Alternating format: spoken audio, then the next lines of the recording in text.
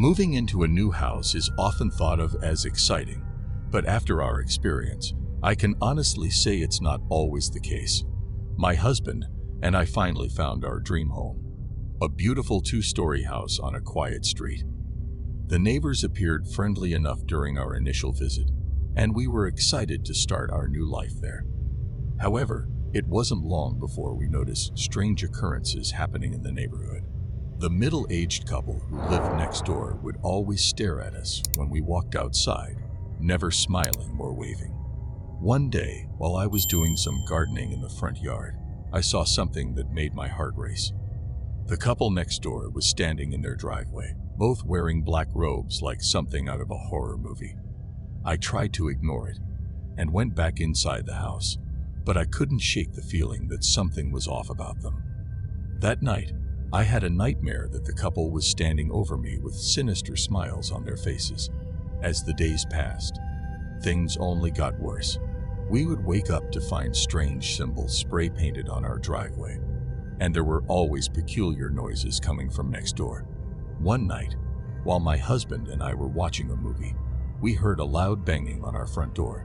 I cautiously went to answer it and found the couple next door standing there with wild eyes, accusing us of making too much noise, even though we had barely made a sound all evening. After the unsettling incidents, we became afraid to leave the house. Every time we looked outside, the couple would be staring at us with expressions filled with hatred. One night, we were jolted awake by a loud banging on our bedroom window. We cautiously peered out to see the couple standing in our yard, holding up a sign that read, "Get out or else." Terrified, we decided to call the police. Upon their arrival, they discovered that the couple had been involved in some sort of cult and had been performing rituals in their backyard. We moved out of the house the next day, but the experience continued to haunt us. I never imagined that our dream home could turn into a nightmare like that, and I still get chills thinking about what could have happened if we had stayed there any longer. A few years back, when I had just relocated to the city for a new job, I went on a hunt for a place to reside. After scanning through numerous listings, I stumbled upon a cozy little house in a pleasant neighborhood that had a vacant room for rent at a reasonable price. I immediately seized the opportunity without hesitation. However, I soon discovered that I would be sharing the house with 3 other people, all in their mid-20s. While Kyle, one of my housemates, was hospitable, and my other housemates appeared amiable, there was one person in particular, Emily, who made me feel uneasy. She was the one who had given me a tour of the house during my viewing, and there was something peculiar about her demeanor that I couldn't quite pinpoint. Nevertheless, I shrugged it off as just nerves. In the weeks that followed, strange things started happening. I would return from work to find that my belongings had been moved or meddled with, but none of my other housemates seemed to have noticed anything out of the ordinary. I dismissed it as my imagination playing tricks on me and decided to keep a closer eye on my things. One night, while I was lying in bed reading a book, I heard a soft tapping on my door. Thinking it was one of my housemates, I got up to answer it, but to my surprise, no one was there. I brushed it off as a draft and went back to bed, but the feeling that something was not right lingered. The following night, I woke up to find Emily standing at the foot of my bed, staring at me as I slept. I was petrified with fear, and before I could say anything, she turned and left my room. I tried to rationalize it, thinking that she had come in to check on me, but deep down, I knew that something was off. In the following days, I noticed even more bizarre things occurring around the house. I would hear whispers and footsteps in the hallway, even when no one was present. My belongings would disappear and reappear in strange places, and I caught glimpses of Emily watching me from across the room. One day, I came home to discover that my room had been ransacked. My clothes were strewn all over the floor, and my personal items had been tampered with. I confronted Emily about it, but she denied having any knowledge of the incident. That was the moment I resolved to leave the house. I had had enough of the eerie events and the feeling of being monitored. As I was packing my things, I stumbled upon a note beneath my bed that read, "You should leave before it's too late." I couldn't decipher the meaning behind the message, but I knew I had to depart immediately.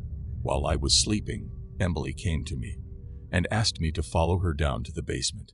That was when I stumbled upon a shrine dedicated to me.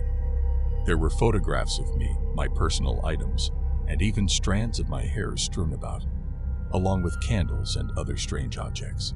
I was beyond horrified and fled from the house without looking back. I reported the incident to the authorities, but they were unable to locate Emily or any proof of her misconduct. The thought of what might have happened if I had stayed still sends shivers down my spine.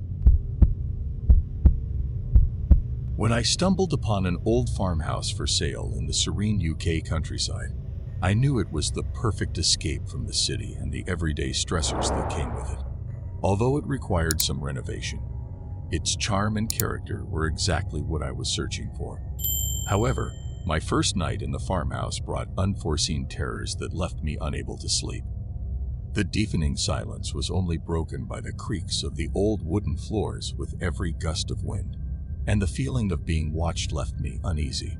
Although I tried to dismiss it as the normal jitters of moving to a new place, the feeling persisted.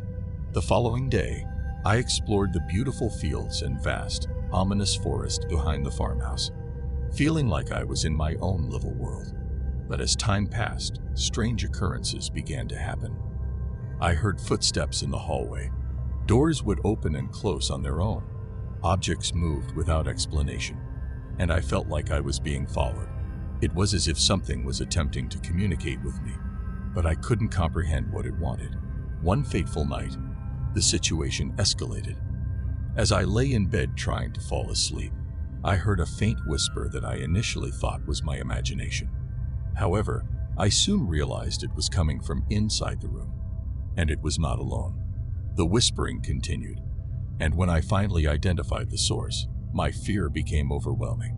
A pair of glowing eyes stared back at me from inside the closet. Frozen with fear, I was unable to move, but suddenly, the eyes vanished, leaving me alone in the darkness.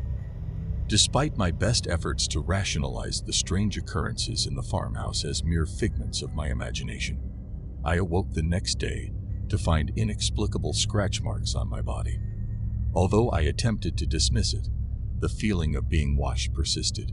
As the weeks progressed, the situation only worsened. I began to experience episodes of sleep paralysis, feeling as if an unseen force were suffocating me in the middle of the night. One day, while exploring the forest behind the house, I stumbled upon an old, weathered graveyard. It was then that I realized the house had been built on an ancient burial ground. Though I couldn't be sure, it seemed the only logical explanation for the strange events that had been plaguing me.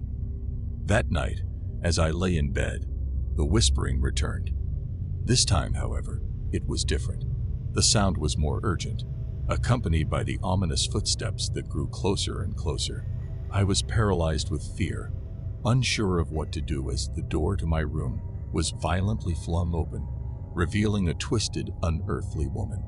Her face contorted with rage and her eyes filled with hatred. She was unlike any woman I had ever encountered before.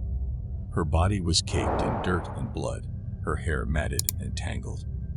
As she approached me, I felt her hot breath on my face, unable to move or even speak. With a tight grip, she seized my throat, choking me mercilessly. I was convinced that I was about to die until she vanished suddenly, leaving me gasping for air and trembling uncontrollably in a pool of sweat. After that nightmarish experience, I knew I could no longer stay in the farmhouse. I quickly packed my belongings and fled, never looking back. Even to this day, I still don't fully comprehend what happened to me in that old house. But it did change me, making me believe in things I never thought possible, and showing me that there are forces in this world beyond our understanding, capable of driving us to madness.